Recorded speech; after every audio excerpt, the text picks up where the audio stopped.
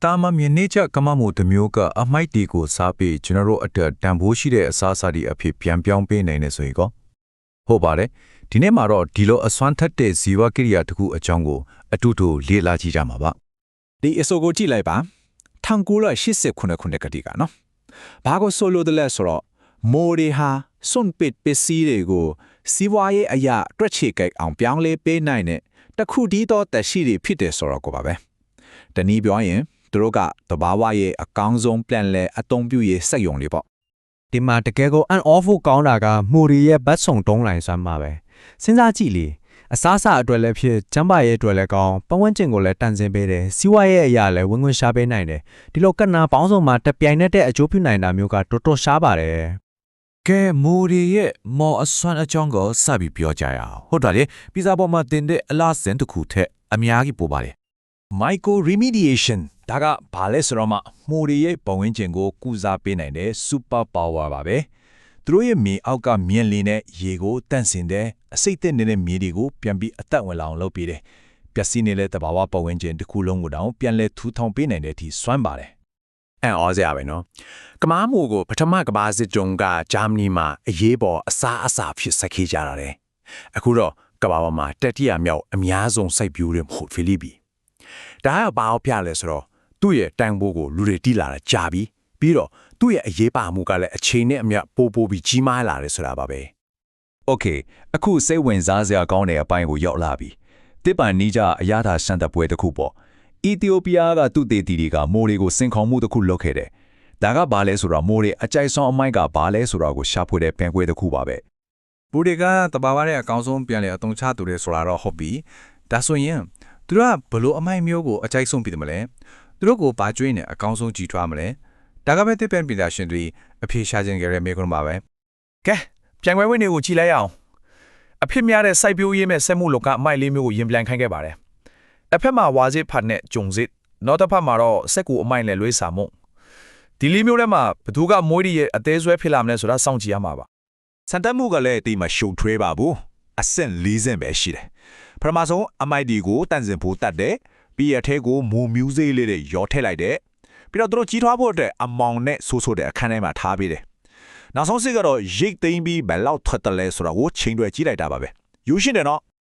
ကဲအားလုံးစောင့်မျှော်နေတဲ့အဖြေထွက်လာပါပြီဒီပြိုင်ပွဲမှာအနိုင်ရသွားတာကဘယ်သူဖြစ်မလဲ ရက်လက်ကတော့ရှင်းနေတာပဲဒီစရာကိုကြည့်လိုက်တာနဲ့တီးနိုင်မှာပါအနိုင်ရသွားတာကတော့ဝါစစ်ဖတ်ပါပဲအထွက်နှုန်းအများဆုံးပါသူ့နောက်မှာတော့စက်ကူမိုက်ကဒုတိယလိုက်ပြီးအထွက်အနည်းဆုံးပါတော့လွှဲစာမှုန့်ဖြစ်သွားပါတယ် ဒီပါနေကြအခေါ်အဝါနဲ့ပြောရင်တော့ဇီဝထီအောင်မှုပေါ့ဒါကဘာလို့တိုင်းတာလဲဆိုတော့ထဲလိုက်တဲ့အမိုက်တွေကိုအစားအစာအဖြစ်ဘလောက်ရာခိုင်နှုန်းထိပြောင်းလဲနိုင်တယ်လဲဆိုတာပါပဲဒီမှာလဲဝါစေးဖတ်က86.5ရာခိုင်နှုန်းနဲ့အပြတ်တက်နိုင်တော့ပြန်ပါတယ်ဆိုတော့ဒါကဝါစေးဖတ်အမိုက်10ကီလိုကိုမို့965ဂရမ်အဖြစ်ပြောင်းလဲပေးနိုင်တယ်ဆိုတဲ့သဘောပါပဲ 86.5ရာခိုင်နှုန်းဒီကိန်းကနန်းကိုခဏလောက်စဉ်းစားကြည့်ပါအလကားလွှင့်ပြရမယ်အမိုက်ရဲ့၄ပုံ၃ပုံကျော်ကိုတင်ဖို့ရှိတဲ့အာဟာရဖြစ်တဲ့အစာအစာဖြစ်ပြန်ပြောင်းနိုင်တယ်ဆိုတာတကယ်ကိုမယုံနိုင်စရာပါပဲ ပြီးတော့ဒါဒီမာကားသေးဘူးနော်အထွက်နှုန်းအကောင်းဆုံးဖြစ်တဲ့ပြင်အမြန်ဆုံးလဲခေခဲ့ပါတယ်ဝါစစ်ဖတ်ပေါ်မှာစိုက်တဲ့မိုးတွေက29ရက်တလားတော့မပြေးခင်မှာရိတ်သိမ်းလို့ရနေပြီတခြားဟာတွေကတော့ရက်40နီးပါးလောက်ဆောင်းရတယ်ဒါကစီးပွားဖြစ်ဆိုင်မယ်ဆိုရင်အချိန်နဲ့ကုန်ကြစိတ်မှာအများကြီးကွာသွားစေတဲ့အချက်ပါပဲ Okay တခွဲခဏရရလက်တီကတော့အရန်ကောင်းနေပြီဒါပေမဲ့လက်တွေ့ကဘာမှာတော